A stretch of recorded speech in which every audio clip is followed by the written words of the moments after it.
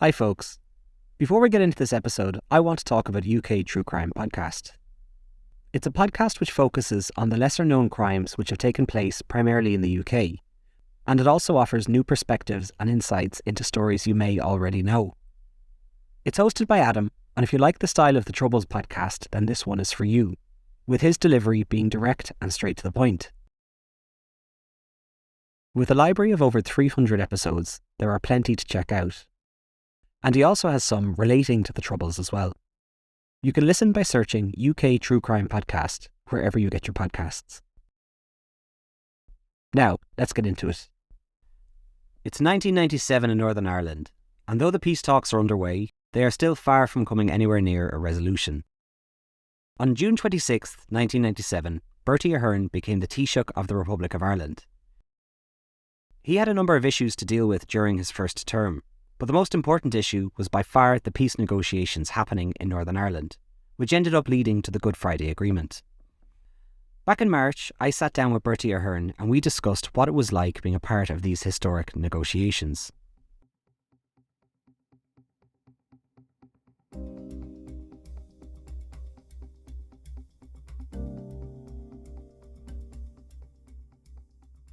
This is the Troubles Podcast, a podcast which explores the violence and bloodshed that occurred in Northern Ireland, the Republic of Ireland and Great Britain, as multiple sides and organisations waged a bloody conflict over the status of Northern Ireland.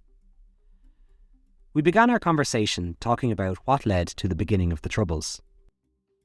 I suppose I was in school when the Troubles started, and I was in the final year in school, and I suppose the whole Troubles came out, as you know, it started with the Civil Rights Movement, which a lot of people think that at the start it was to do with the border, it was to do with constitutional issues, but it was purely on civil rights. And I was lucky I knew Austin Curry and Paddy Devlin and John Hume and the whole lot of them. And at that stage, their whole agenda was just equality issues. It was about education discrimination, it was about housing discrimination, it was about gerrymandering of the unionist majority. So in the early years, 68, 69, it was very much mirrored on what was going on at the time in Paris and what was going on all over France, but mainly Paris, and what was going on in the States, the civil rights movement looking for equality and looking for equal rights. And then it took a nasty turn, mainly because the administration, foolishly started using violence on the population, rather than engaging with them. I'm sure if they had their time again, they would have engaged and tried to see if they could deal with some of the issues rather than what they did. So then they turned around and started, just hammering the marchers and hammering the nationalist people.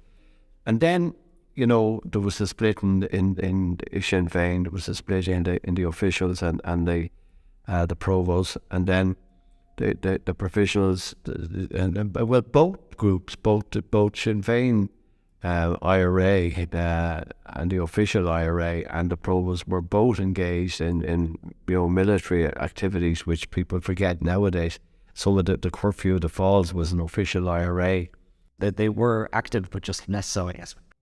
Yeah, when they maybe didn't have the manpower to start, but they were very active in those early 70s and had a lot of membership in Belfast, and probably were the IRA. They had been there from 56, 62, campaign of the IRA. So, but from there on in, it just one thing after another. So we went all the way to like 71, 72 were horrendous, as you know. The whole curfew in Belfast, the Bogside, blockade, Operation Motorman coming in to switch that. So the whole, and then it continued on unabated. 2 attempts to make progress. 74 Sunningdale didn't work. Ulster Workers' Strike brought that down, and then there was no real break up until 85 when there was the Anglo-Irish Agreement. That didn't work either. Made some progress, but not the best efforts of people.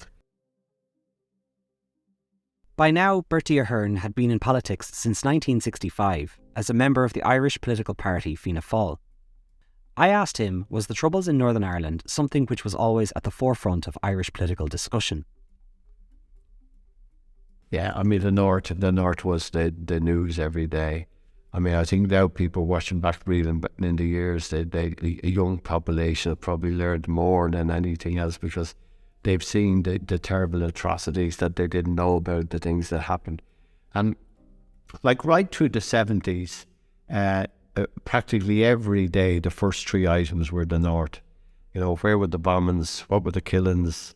Whose funeral was on? What did the priest or the rector say at the funeral? And I mean, that continued right through the 70s and into the 80s. Then there was the whole saga of the hunger strikers, the Thatcher years, then some of the huge tragedies, with so many of them with Enniskillen, I suppose, was one that did register a lot with the people down here because of the ferocity and the father and the daughter dying. I mean, that was probably one of the bigger things that resonate with the Irish public, or certainly in the Republic. He's talking about the Enniskillen bombing, which was an attack carried out by the IRA in the town of Enniskillen, which killed 10 civilians and 1 police officer. Of those killed, 3 were married couples. Just a heads up, I'll be referring to Bertie Ahern as Bertie for the remainder of this podcast, which is short for Bartholomew, but most people in Ireland call him Bertie. Bertie then started talking about when attitudes began to change, and there was a sign of hope in the air. And then it came, so now we go through all the 70s, go through the 80s, and it was just at the end of the 80s then that the glimmer of fresh thinking started. Yeah. It was Charlie Hyde's government. It was the Redemptor's Order, Father Jerry Reynolds and Father Alex Reid, who both started, they were both knew the IRA guys, knew the Republicans big time. They started reaching out to the government. They started trying to see, was there some fresh thinking?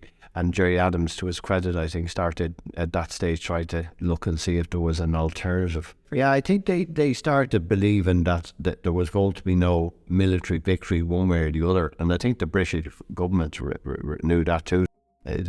But they had to find a way out. And I think what happened was, at that end of the 80s, there started what was the peace strategy in one hand and the Armalite in the other. I mean, the two were going on. So I suppose moving things on very quickly into the 90s, because the 70s and the 80s were just horrendous. But in the 90s there were a few, and there was a sequence of things happened, just to hit briefly on them all. 91, 92, there were talks between all the political parties, except Sinn Féin. So that didn't come to a conclusion, but there were useful talks in that the political parties started setting out, including Sinn Féin, who weren't in the talks but outside, what was their political philosophy, what were they trying to achieve, where were the objectives.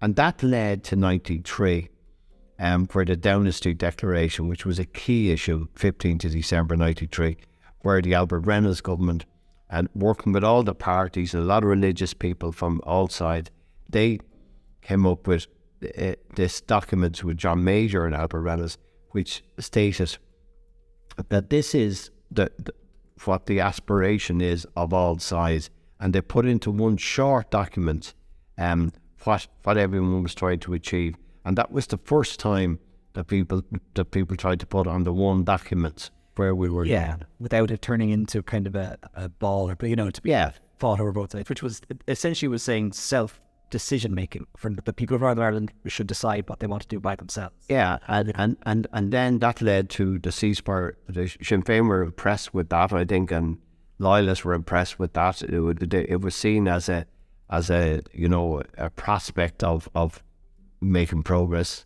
That led to the IRA ceasefire 94, August 94, to the loyalist one in October 94.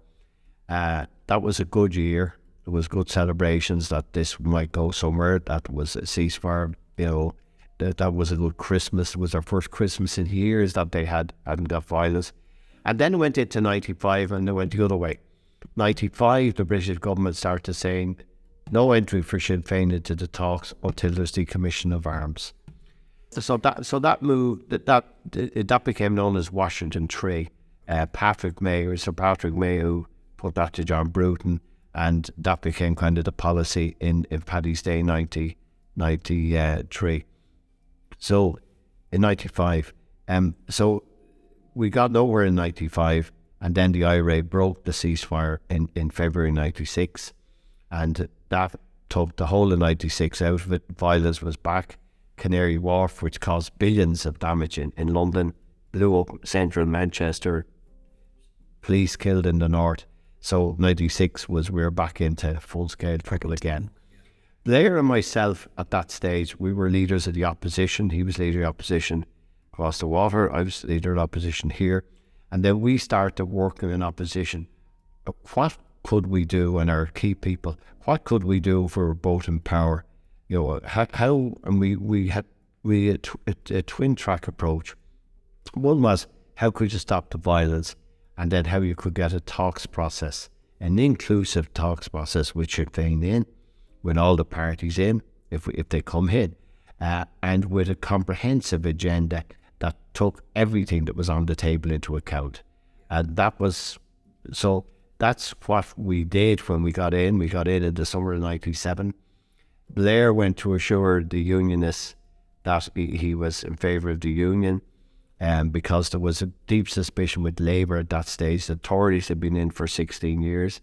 The Tory party didn't really, John Major and Thatcher before were seen as people who, were more unionists, and, that maybe the Labour Party wouldn't give any accommodation to them. So, and my job was to convince Sinn Féin, to convince the IRA to get back the ceasefire again.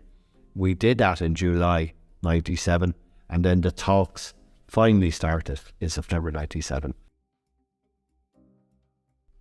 Bertie's father had been a member of the IRA and had taken part in the Irish Civil War back in the 1920s, on the anti-treaty side, which was the side of Eamon de Valera.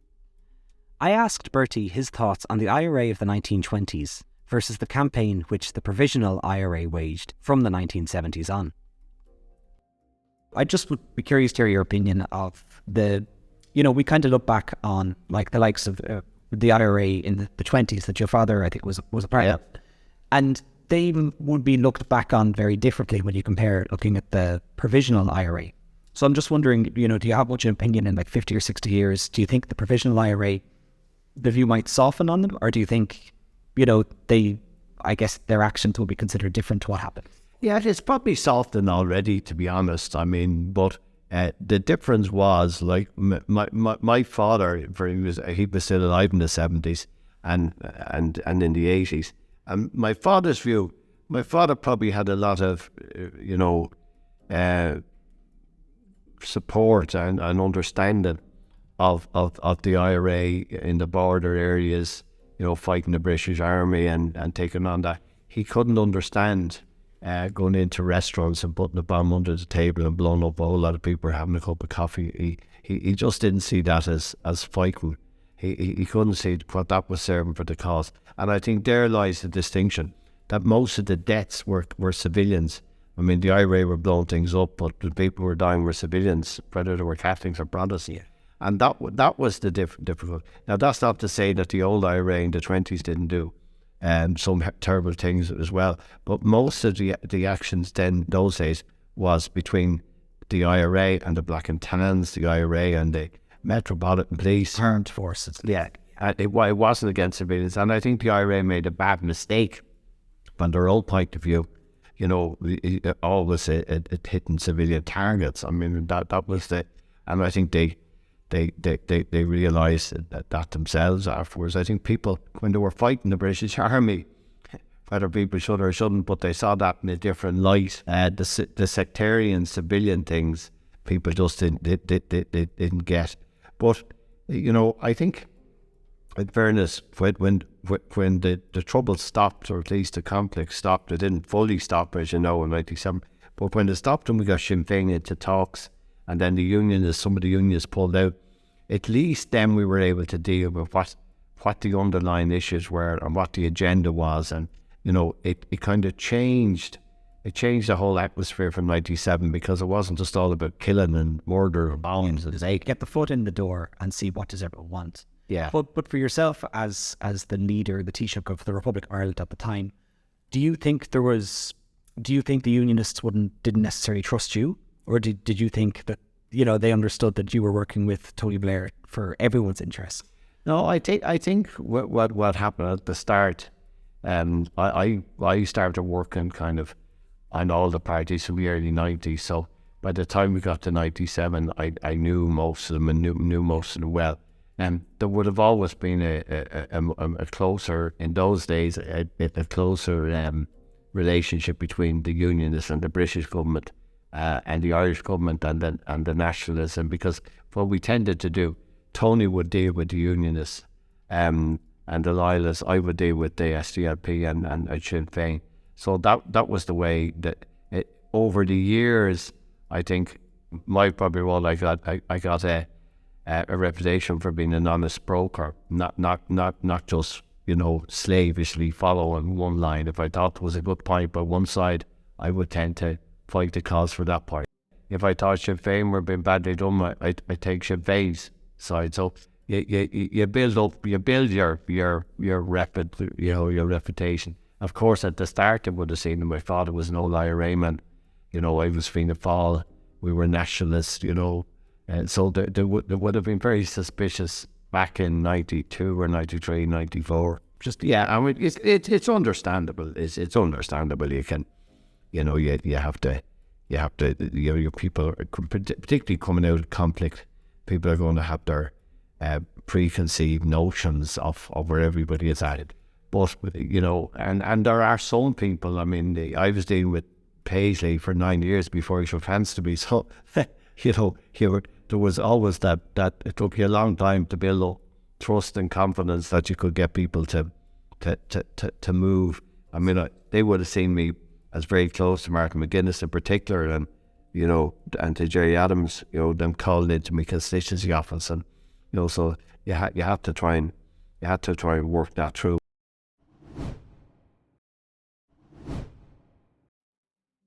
We then began talking about Bertie's relationship with Ian Paisley.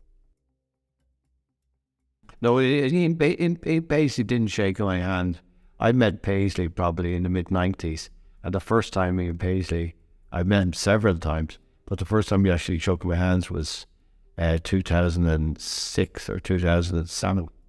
After all those years, I mean, and so you're meeting this guy and he's coming in for deputations, coming in, but wouldn't shake your hands because he saw me as a take here. Do you think there was a very different Paisley in those 9 years' time? Well, I think that I mean the trick of it all is to try and get used to and that you build up a trust and a confidence. I think Paisley changed because he believed the circumstances changed. He believed that I was genuinely trying to bring peace. He believed that Martin McGuinness had, as he saw, changed his ways and wanted to bring things together. So I think, we ended up like probably Martin McGuinness and myself were probably better friends with Paisley than a lot of the Paisleyites. I mean, I think what's not always understood is that Paisley was kind of moved out of his party. He was moved out of his church. His funeral wasn't even in the church that he founded. So his whole, he paid a big price for moving with us with the peace process, which people don't often understand, and that's why, our respect for Paisley changed from what we used to think when we were all younger, which was we all kind of hated him. Sitting around day after day during peace talks wasn't easy, especially as some people refused to talk with others.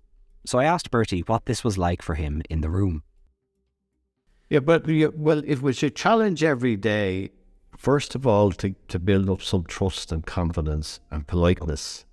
And that was a hard task because, I mean, these guys never shared TV studios or radio studios with each other. They by and large despised each other.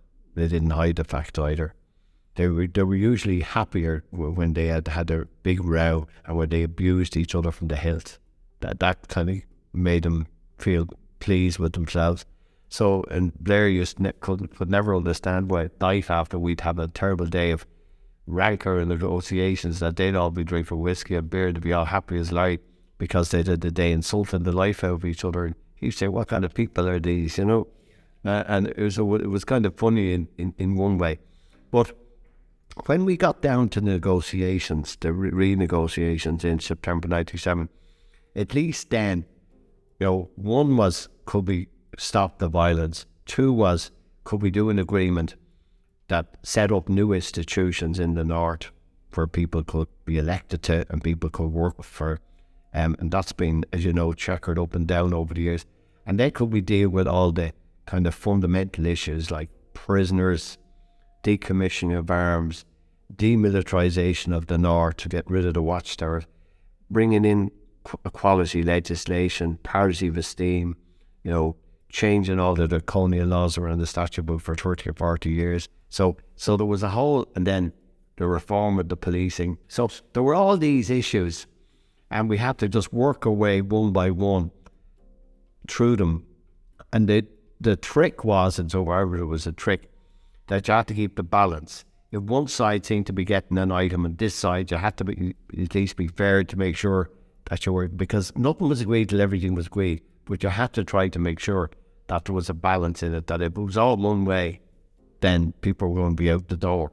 So the whole thing for Blair and I was to try and see that whatever your issues were, we tried to deal with them. Whatever his issues were, tried to deal with. You know, tit for tat. Yeah. But at the same time, deal with all issues, because with our sense of it was that it was two governments. It was 9 or 10 parties. 2 parties left, so it was 8 parties. That it had to be fair, it had to be inclusive, and it had to be comprehensive. There was no good dealing with half a dozen issues and leaving another half a dozen there. So that we couldn't equally solve all the issues to the way you'd like to, because time ran out. But apart from time, it needed more time just to, like the reform of the RUC. We set up the structure how it should happen, but then we had to wait till we set up the commission to get it, and that went down for a few years before it happened. Same with decommissioning. The commission went through the International Commission, John de Chastel, but it took time for it to happen. Was there ever a point during those very intensive talks where it was all just about to crumble? Loads of time, because like even in the last days, you know, in the early part, the big problem was that there was violence still, sporadic violence happening, and we had to use the football term, the red card. We had to put the Ulster Defence Party out of the talk, Ulster Democratic Party out of the talks, because some of their members outside had killed people. Then we had to put Sinn Féin out, even when the talks were going on. So we had to, you know, and then we put them out for a suspended period, you know, maybe a month, and bring them back in. When Trimble came in, first, when the Sinn Féin came in September 97, the DUP walked out and the UK Unionists walked out. So if Trimble didn't stay in, the whole thing would have collapsed. And we managed to convince the 2 loyalist parties to stay in with him. So, you know, that was another crisis point. Then in the last few days, John Taylor of the Unionists said he wouldn't touch the proposals on North-South with a 40-foot pole. And we had to rethink, you know, the North-South. So there were several times when it looked as if the whole thing could go up in a part of smoke. Did you get any sleep? In the last, in the period actually from September on, it was 7 days a week, because you had to do all your other work, and you tended to be on the weekends. You were doing, so it was, you were concentrating so much on the north. Later on in the years, I kind of would allocate a day to the north. I might say I'm going to work on the north all day, Thursday or Friday.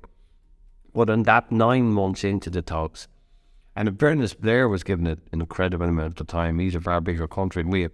But the amount of time and effort and hours that went in that period was massive. Yeah, well, I think there was a laser focus. I think with the US, with Clinton's involvement, with Blair looking in, with you doing the work, I think you probably all realise, like, if this fell apart, could this be 10 years before this could happen? And would the violence just get worse? Yeah.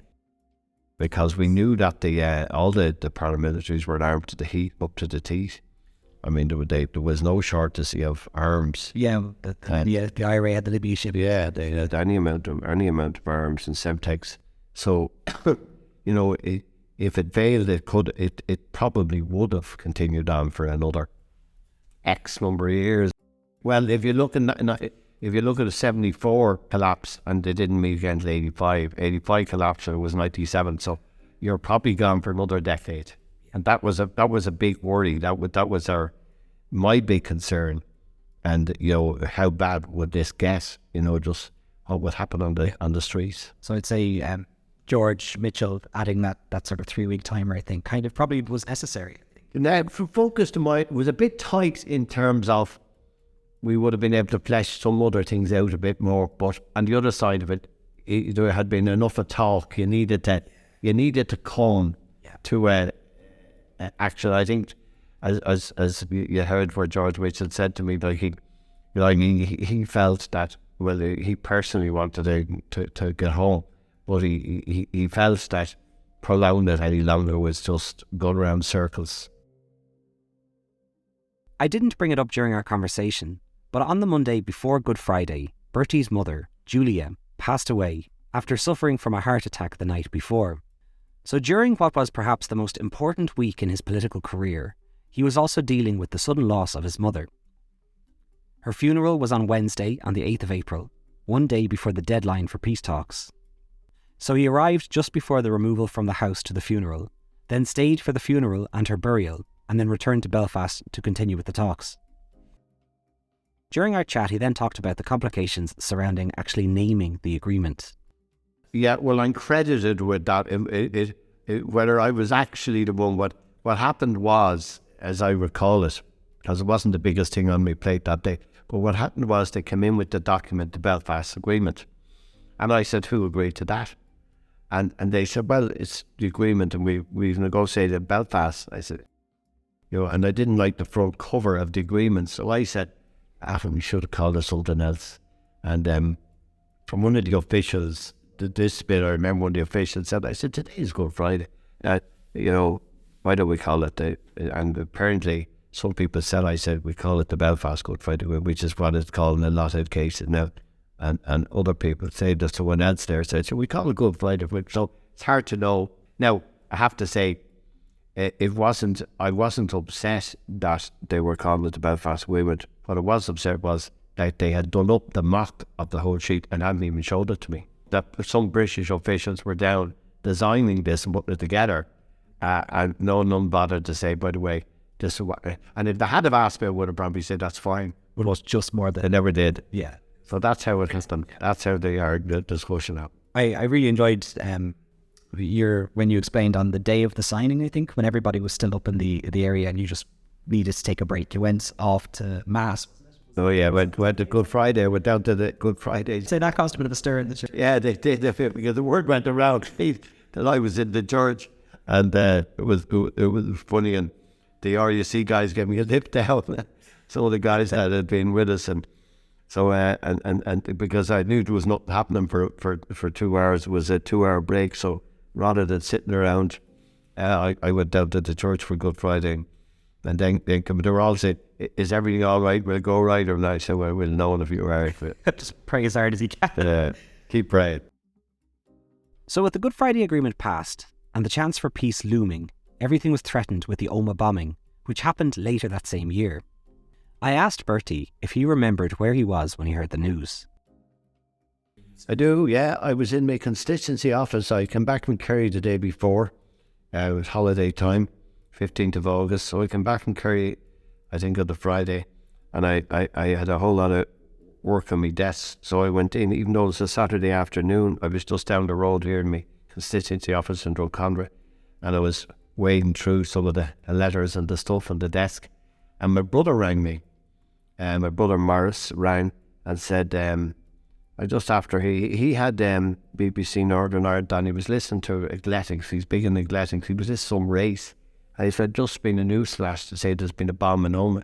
So I just said, thanks, Morris. So he said it was a big bomb in Oma. So and he said the first report is there's a big casualty. So immediately I got on, and you could get nobody, but I got on to the Garcia reports coming in. So I actually headed across to my office in government buildings. That's how I happened to be. Everyone was wondering how I could be in government buildings on a Saturday afternoon in August at about 4:15. It was just family that I was in.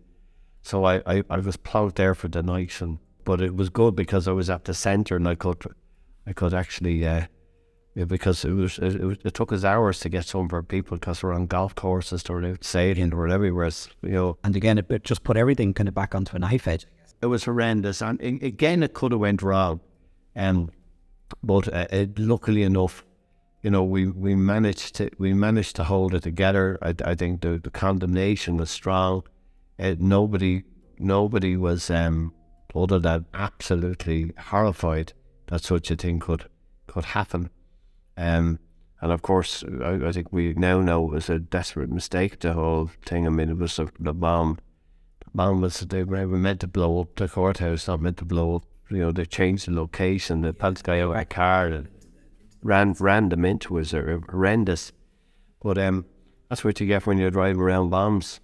But I think what I say about the Yuma bombing, when I compare it against the likes of Bloody Sunday kind of, in a lot of cases, galvanised people to join the IRA and get into the Troubles. Yeah. I feel like in a lot of cases the Yuma bomb was so universally disgusted that it actually strengthened. I think so. I mean, all over the world people were shocked. I mean, here they'd had 4 months earlier an international peace agreement, and now here you had these bunch of thugs, blowing the place up. And were you concerned about the real IRA? Yeah, well, you see, they were a breakaway. They were a breakaway from the provisionals, and they had. We were never clear how many people they had, but we knew that they had some senior people and senior arms people, and we knew they were trying around the country to recruit people from the IRA into the real IRA. So they were of concern, and there had been several bombs in that 98 period that were thwarted by intelligence. I think there was at least 10 bombs that obviously there was people within the movement who were given information, and and of course that's still a source of debate what exactly happened in the Oman one, because there seemed to be some intelligence about that too, but I think there's an inquiry now which will hopefully flesh out what happened. But that's help for the families. I know it does nothing for bring anyone back or that, but I mean, at least people will know what went on. Yeah. Well, I think again, I've talked to a lot of people who've lived through the Troubles, and some, I think that one of the most resounding things I keep coming back to is people just want the truth. They know nobody can be brought back, and they want to try and get it. And in particular, you find I was with Wave last week with your organisation that deal with the victims, Anna McBride, whose wife was killed in the Shankill bombing in '93, and that group represents people from all backgrounds, but what they find it very hard is that they lost a loved one, and there's kind of little or no file and little or no follow up, or little or no. So it's not that they think everything is going to be resolved, but they want to see that there's a decent effort made. Moving on to the state of things today, I asked Bertie if he felt that there was decisive leadership in Northern Ireland right now, faced with the many issues that have arisen in the past 25 years since the signing of the agreement. I feel that probably the people that are there are doing their best, but I think you have to come to a decision at some stage, and I think it's fast coming to the time, when the parties have to move on, and if people are trying to get perfection, get every last little thing done, you can do that for a certain extent, but then you have to get on with it. And it's not acceptable that the institutions are down a year after the election, nor was it acceptable that they were down previously when Martin McGuinness pulled them down. So I think you have to get to a position where it's not acceptable that, democratically elected institutions can be pulled down. I mean, they have to be able to deal in the normal way. And that's not happening at the moment, which is, and we've had too much stop-start. So I do hope that we can get them up and running now in the next, whatever it is, whatever period it takes. But that as well, that there's a review to look at some of these issues that have caused problems over the last 25 years. And that's, in my view, is the biggest one. That you can't be having it when somebody gets out of the wrong side of the bed that you pull down the whole institution. And I think it has to, we really have to try and deal with that issue. People can have their political differences, they can argue policy differences, but I don't think you can be pulling down the whole. But if you imagine it, because they all can't agree on the housing thing tomorrow, that somebody says, well, we won't have any law for the next 12 months. You can't do that. And we need to get away from that in the north. Yeah. I think maybe generationally violence, which, the Sinn Féin has done or whatever, they're trying to just disassociate. Yeah, but they're trying to move on. I mean, they're trying to move on into a political way, which is a good thing. I mean, that's what happened at the foundation of the state as well. People have to move on from, so in the modern world, in our modern world anyway, thank God, of this islet, there's no place for violence. And plenty of room for, cutting trust, political action, and elections sort out that's the way to deal with it, but not killing people or injuring people or pulling down institutions. With the arrival of Brexit, the Northern Ireland Protocol and the Windsor Treaty, I asked Bertie if he felt that these undermined the Good Friday Agreement. Yeah, it's not so much they undermine them, they just make that the operation of them, doesn't function properly. Like the Good Friday Agreement is the will of the people. It was negotiated by the two governments and all the parties. The people voted on it, so you can't change the Good Friday Agreement except by agreement, because that's what that is the policy of the people. So you hear some people, and loyalists and unionists, sometimes they say, we don't have faith in it anymore. Well, if they don't have faith in it, what they need to do then is come up with a new plan, get everyone to agree to it, vote it to the people north and south, and then let's see how they get on with that. And that's not going to happen. So the reality is they're going to have to live with Good Friday Agreement. But so what they need to do is work it through. And if they have problems, let them try and identify the problems and let the people change it. But they can't be just messing about, and that's where I see a lot of what goes on. It is messing about. Yeah, it's saying no and not offering anything. Yeah. You need to say no. If you've no alternative, and no alternative that's acceptable to the people. Like, it's a divided society. The Good Friday Agreement is the will of the people that they put together in an international agreement that was voted by the people, and that's their blueprint. And of course, within that, they can make changes or switches, but not fundamental changes. You can't undermine it. And of course, Brexit was just a mess. My view on Brexit, the British made an awful mistake themselves, but by extension, it created instability for us. We had stopped talking about the border posts, or, how goods would move. They were all things that were in the past. I drive to Belfast all the time. You could drive up to Belfast and down, you never hardly met a policeman.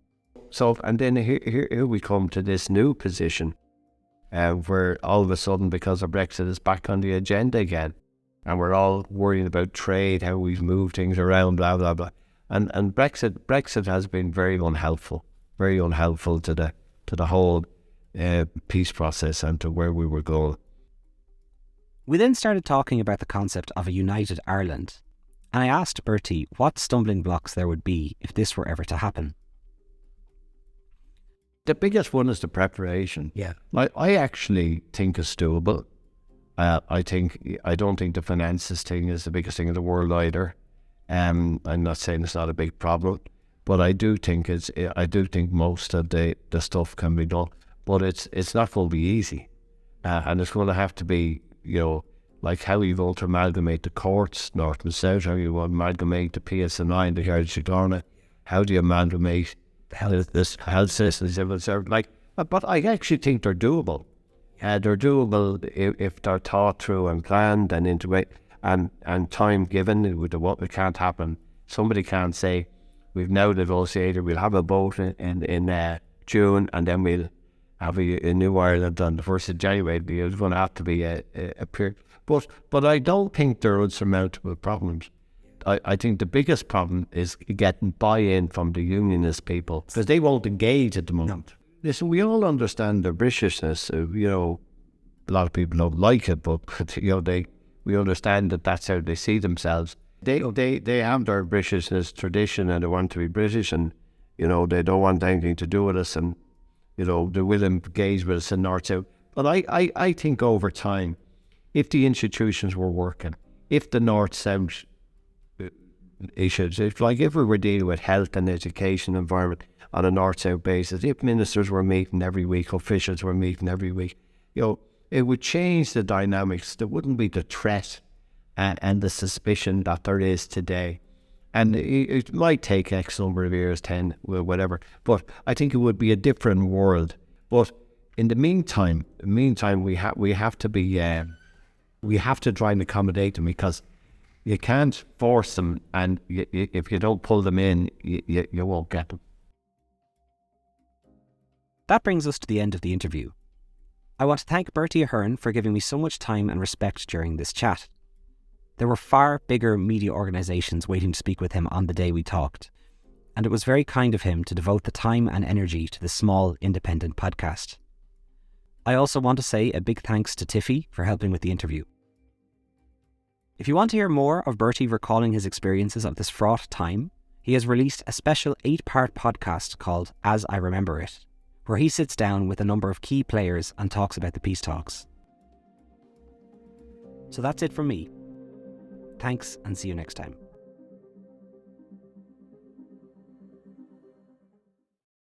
If you're enjoying this podcast and want to support what I do, you can do so over at patreon.com/The Troubles Podcast.